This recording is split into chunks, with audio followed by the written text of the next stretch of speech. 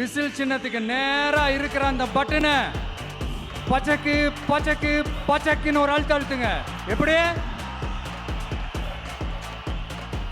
அவ்வளவுதான்.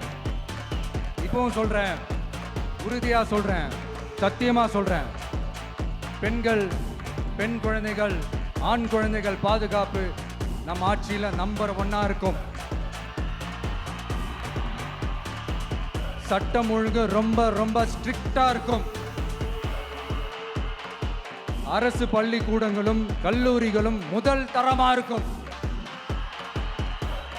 போட்டி தேர்வுகளுக்குன்னு லட்சங்களை கொட்டி தனி கோச்சிங் சென்டர் போய் படிக்க அவசியமே இருக்காது. ஏன்னா கவர்மெண்ட் ஸ்கூல், காலேஜ் சிலபஸே போட்டி தேர்வுகளை ஈஸியா சந்திக்கிற வகையில் அந்த ஸ்டாண்டர்டுக்கு ஏத்த மாதிரி அமைக்கப்படும். உயர்நிலை பள்ளி பாடத்திட்டங்களிலேயே அடிப்படை அரசியல் சாசன சட்டம் சேர்க்கப்படும்.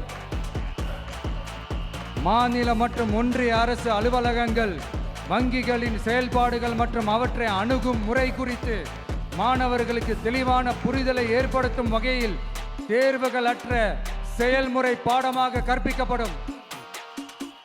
இந்தியா முழுக்க உள்ள ஒன்றிய அரசு சார்ந்த கல்வி நிலையங்கள் மற்றும் அதன் சேர்க்கை அட்மிஷன் குறித்து புரிதலும் தெளிவும் மாணவர்களுக்கு உருவாக்கப்படும். அனைத்து அரசு பள்ளிகளிலும் பெண் குழந்தைகளுக்கு சுத்தமான, சுகாதாரமான மற்றும் தரமான கதவுகள் பொருத்தப்பட்ட ரெஸ்ட் ரூம்கள் அமைப்பது உறுதி செய்யப்படும். போதைப் பொருட்கள் இல்லாத தமிழகம் உருவாக்கப்படும். மாவட்ட கலெக்டர்கள் மற்றும் எஸ்பிக்களில் சரிபாதி பெண்களாக இருக்கும்படி செய்வோம். மலை கிராமங்களில் அரசு ஆரம்ப சுகாதார நிலையங்கள் பிரசவம் பார்க்கும் வசதியுடன் அமைக்கப்படும். பஸ் போக்குவரத்து இல்லாத கிராமங்கள் மற்றும் மலை கிராமங்களே இல்லை என்ற நிலை உருவாக்கப்படும். ஏற்கனவே அமைப்பு சாரா தொழிலாளர்கள் அமைப்பு இருந்தாலும் ஆட்டோ, டாக்ஸி மற்றும் லாரி டிரைவர்களுக்கென அவர்களின் நலன்களுக்காகவும் குடும்ப நலன்களுக்காகவும் தனியாக நல வாரியம் அமைக்கப்படும்.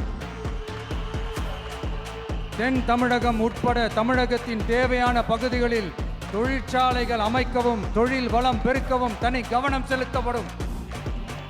விவசாயிகள், மீனவர்கள் மற்றும் நெசவாளர்களின் கருத்துக்களை அறிந்து அவர்களுக்கான திட்டங்கள் காலத்தின் தேவைக்கேற்ப உருவாக்கப்படும்.